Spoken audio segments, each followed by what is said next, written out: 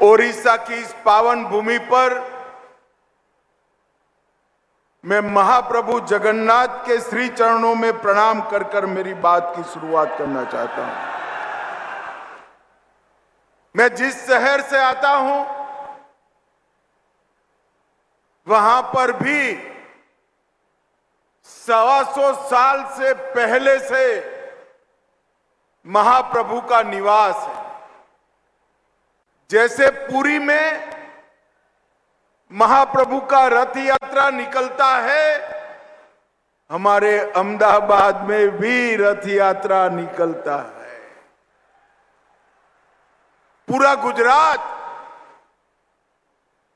पुरी के इस महान यात्रा स्थल पर विराजमान जगन्नाथ महाप्रभु को हमेशा आशीर्वाद के लिए प्रार्थना करता रहता है। भाइयों बहनों, आज ओडिशा के अंदर ओडिशा चुनाव के बाद मैं पहली बार सार्वजनिक कार्यक्रम में आया हूं। ओडिशा को बहुत लंबे समय से दूसरे राज्य के शासन से मुक्त कराने के लिए ओडिया भाइयों बहनों का बहुत बहुत धन्यवाद। आपने किया है, डबल इंजन की सरकार बनाई है। मैं आपको विश्वास दिलाता हूं, देखते देखते देखते हमारा ओडिशा विकसित राज्यों के लिस्ट में अपने आप को शामिल कर देगा। ये दुर्भाग्य की ही बात थी कि ओडिशा देश के समृद्ध राज्यों में शुमार है। यहां की धरती के नीचे इतनी संपदा पड़ी है कि शायद ओडिशा भारत का सबसे समृद्ध राज्य है, परंतु यहां की जनता गरीबी से पीड़ित। यहां के जनजाति के कल्याण के लिए कोई आयोजन नियोजन नहीं हुआ। यहां के सागर किनारे के विकास के लिए कोई आयोजन नहीं किया। यहां के शहरों के विकास के लिए कोई आयोजन नहीं किया था। और 24 के चुनाव में हम नरेंद्र मोदी जी के नेतृत्व में ओडिशा की जनता से आशीर्वाद मांगने आए थे और आपने पूर्ण बहुमत के साथ भारतीय जनता पार्टी की सरकार बना दी। और आज ये सरकार बहुत अच्छे तरीके से ओडिशा को आगे ले जा रही है। आज ओडिशा नए भारत के ऑप्टिमिज्म यूरिक एसिड संयंत्र की तीसरी स्ट्रीम का लोकार्पण हो रहा है। यह देश आज इस संयंत्र के लोकार्पण के साथ ही उर्वरक के क्षेत्र में आत्मनिर्भरता के लिए आगे बढ़ रहा है। प्रधानमंत्री मोदी जी ने आत्मनिर्भरता का मतलब सिर्फ उर्वरक बनाना नहीं, उर्वरक बनाने के लिए जितनी चीजों की जरूरत है वो सभी भारत में होनी चाहिए। और इससे लगभग भारत की निर्भरता को बहुत कम करने का काम होगा। 2005 में इफको ने इस प्लांट को 2500 करोड़ में खरीदा था। उस वक्त 7.5 लाख मैट्रिक टन की क्षमता थी। आज 22 लाख मैट्रिक टन तक उसको पहुंचाया है। और ब्लेंडेड उर्वरक की, खाद की उत्पादन लगभग 15% है और स्वदेशी डीएपी भी इसमें 40% बनता है।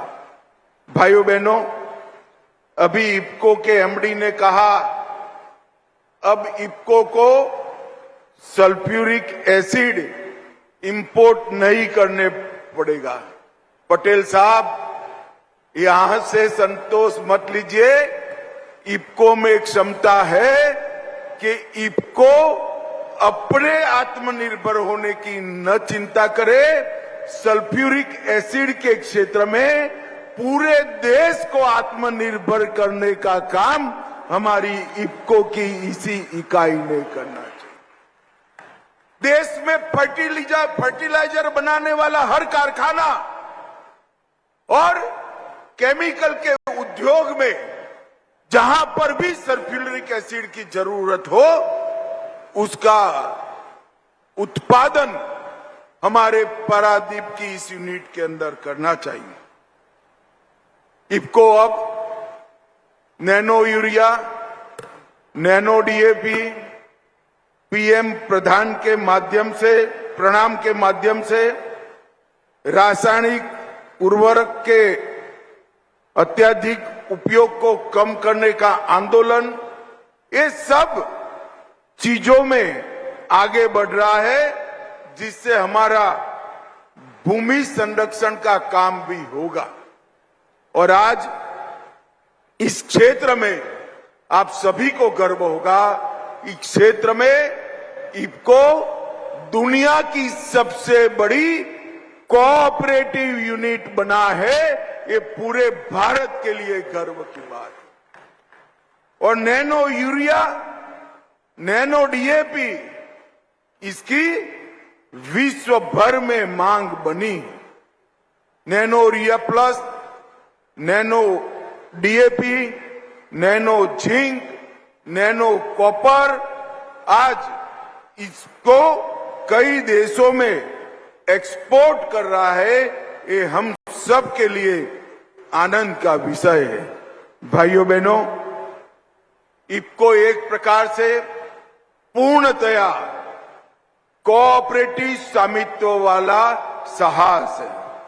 लगभग 36,000 कोऑपरेटिव यूनिट्स इफको के मालिक, और इस 36,000 यूनिट में 5 करोड़ किसान मेंबर बने हैं।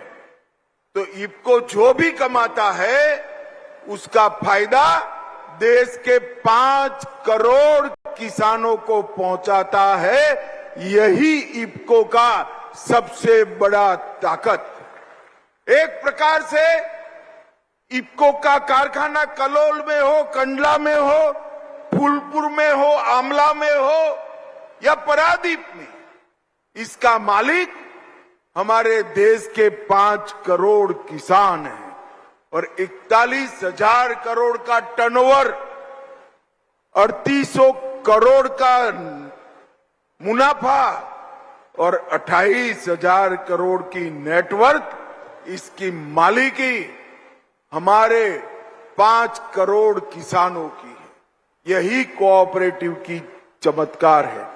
मित्रों, मैं ज्यादा कुछ कहना नहीं चाहता।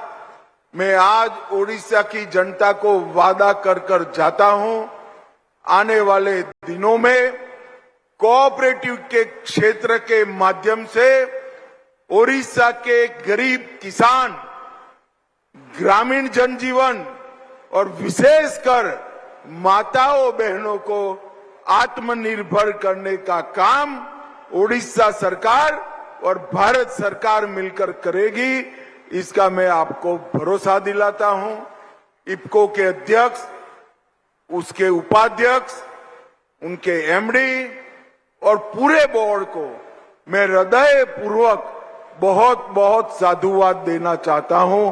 सभी इफको के कर्मचारियों को मेरी लाख लाख शुभकामनाएं हैं, क्योंकि कोऑपरेटिव यूनिट इतने अच्छे प्रोफेशनलिज्म के साथ चले और सभी पैरामीटर्स में, चाहे पर्यावरण के हो, स्वच्छता के हो, कर्मचारियों के कल्याण के हो या ऑप्टिमम यूटिलाइजेशन ऑफ प्लांट के हो, सभी क्षेत्रों में इफ्को ने रिकॉर्ड तोड़े हैं और प्राइवेट कंपनियों से भी इफ्को आगे निकला है। इसलिए मैं इफ्को के सभी कर्मचारियों का मनपूर्वक प्रणाम करना चाहता हूं, बधाई देना चाहता हूं।